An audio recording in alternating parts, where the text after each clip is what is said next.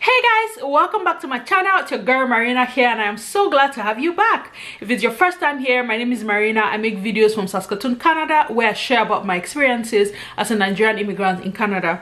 If you're yet to subscribe to my channel, please do well to hit the subscribe button below, turn on the bell notification so that you get notified every time a new video is uploaded.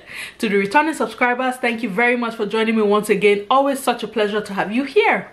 So a couple of weeks ago, I made a video on how to spot a fake immigration consultant. If you have not seen that video yet, I'm going to put a link to the video in the description box, so do well to check that out. And because we're all about balance on this channel, I reached out to a few legitimate immigration consultants just to find out about their processes and what information they would like clients to know. And today, they have given me a number of tips to give to you when you reach out to them to ask for their services. You guys, disclaimer, now message they send me, okay? I reached out to them to ask these things, so I am just the messenger. I am going to be passing the message to you the way it came to me. So please take the message and have mercy on the messenger. Okay, at the end of the day, what we're trying to do here is create some kind of balance, give you information you need to know, but then there are things you need to pay attention to when you're reaching out to an immigration consultant. So we're going to be jumping into those things today. If you want to learn more about that, it is in your best interest to watch this all the way to the end. Okay, number one, the first thing they want me to tell you is that immigration licenses are not cheap. So for those of you who reach out to immigration consultants and you are not ready to pay the fee for consulting, please kindly do your express entry or whatever it is you are trying to do it by yourself. Because I've looked into some of the courses that you have to do before you even get licensed to be an immigration consultant in Canada, and those things are not cheap. It takes a lot of time, it takes a lot of effort. So for somebody to go through that process to get licensed, and then you now want them to come and be doing the services as a pro bono because they are Santa Claus, come on guys, be fair.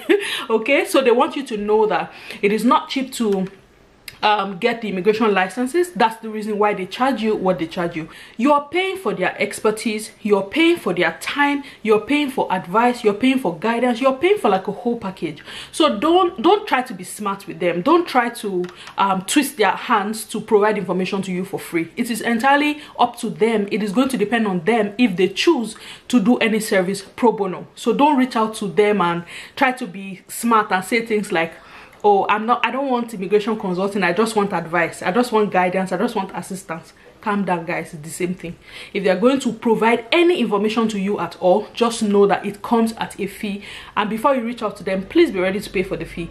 If you reach out to them and you find out that you cannot afford them, I think the ideal thing to do is to say, okay, your fee is outside my budget right now, I will not be able to proceed. Everybody's on the same page, we're clear. But don't try to be smart and say, okay, can I just ask you this one question? You're already cutting into what you should be paying for. So guys, please remember that when you reach out to an immigration consultant, be ready to pay the fee. If they say consultation is not free, please don't try to twist their hands to provide any form of service for free. That's the first thing they want me to let you know. Again, take the message, spread the messenger. Big no, you guys, don't come and shoot me. I have 2 children, please. Okay, so the next thing that proper immigration consultants want you to know is that they are not magicians.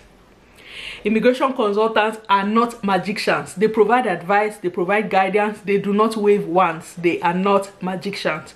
There are a number of people who reach out to these immigration consultants and you expect them to fix the messes that other people have created. You have gone to deal with those immigration consultants with those coat and shoe I told you about in that video. You now want the proper guys to come and clean up all the mess and fix all the errors that other people have created. It does not work like that. The success of your application still largely depends on you, not the immigration consultant. They will provide you the advice, they will provide you the guidance. What you choose to do with what they have given you is what will guarantee your success. So don't just assume that because you have paid a fee, next thing you start packing your bag because passport today. No, it doesn't work like that. Their job is not to fix other people's messes. Don't expect that they will be able to fix whatever issues it is that you have. Do we understand? They are not magicians. Please calm down when you're dealing with them. They are not going to work magic and just magically change your situation and something that was wrong before automatically become right. No, it does not work like that. Another thing your immigration consultants want me to tell you is to please stop lying to immigration consultants. Stop hiding information from your immigration consultant. Stop giving them incomplete stories. If you're reaching an immigration consultant to say, I need help in this area, okay, these are my credentials, this is my travel history, if there's any information that can influence the decision that is made, if you keep that information away from them, they're not going to be able to do anything about your situation. Somebody reached out to me and was just sharing an experience that they had had. I don't know if it was their personal experience or they were telling me about somebody else's experience, but somebody had applied for Canadian visitor's visa, and she worked with a fake immigration consultant. Of course, they put together documents that were doctored, they put together just fictitious documents, and of course, Canadian immigration spotted it and she was banned for 10 years for misrepresentation.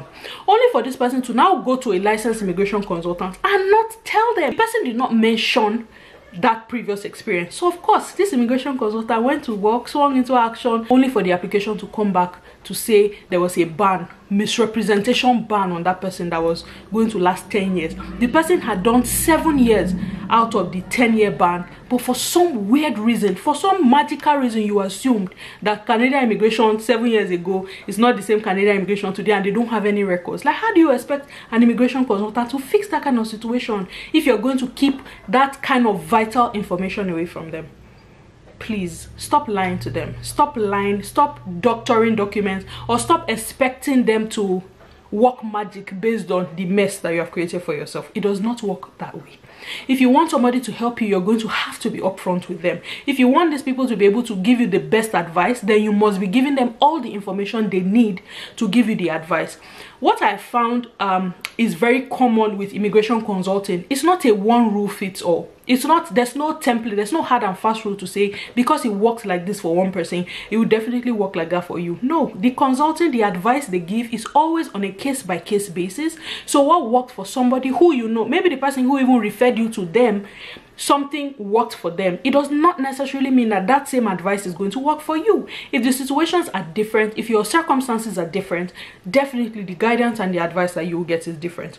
So if you want these people to give you best advice, well, you will need to provide them all the information they need, and in the most truthful way possible. You're not going to be doing yourself if you like, because see that person now that has been banned for the next 3 years, you can't do express entry. In that 3 years, your IELTS will expire. In that 3 years, your passport may expire. In that 3 years, your credential evaluation may expire. In that 3 years, you have gotten older. So who, at the end of the day, you do yourself. At the end of the day, you're the one who's losing. So you're better off if you give them all the information you need. You're better off if you're telling your consultant the truth. Another thing that consultants want you to know, guys, is to please listen to the advice that they give you. When you now eventually give them all the documents they need and they give you recommendations, they give you advice on things that you should try, please listen to them. It's like going to a doctor to say, these are the symptoms that I feel. The doctor gives you advice and you don't listen, but you expect that everything should be fine. How? In the case of migration, an immigration consultant can be likened to a doctor. They have looked at your peculiar situation and they have given you advice based on what you have given to them. So if they give you this advice and you don't listen to the advice, or you have better ideas, if you knew it, you would have done it yourself. But you went to the immigration consultant for a reason. Maybe you didn't have time, or maybe you didn't understand the processes, or there was just extra help you needed. When they now give you this advice, please do well to listen to them. Please do well to follow the advice. For some people, desperation is the major problem that you have. The fact that you're so desperate, you want to move. Some people reach out to consultants and tell them things like, I want to migrate to this country, whether legally or illegally. Guys, let's just stop for a moment and talk about that. How do you go to somebody to say, I want to do this thing legally or illegally? That's the reason why you can get scammed. Honestly, that's the reason why people are scamming you. When you go with that attitude of anyhow at all, we will do this thing anyhow. So when they tell you to go and bring birth certificate that's not your own, you will do it. It's thing really hurts me. When I hear these stories, it really hurts. And when I reached out to this consultant, it started to make sense why a number of you fall for the kind of scams that you fall for. When you put desperation in front, if you're judging everything through desperate eyes, you will miss out on a lot of the tiny details. And in case you haven't noticed, that's what migration is about. It boils down. The tiny details that on a normal day you might consider insignificant are very important when it comes to dealings of the IRCC. You don't want to miss anything with them. If not, it will work against you.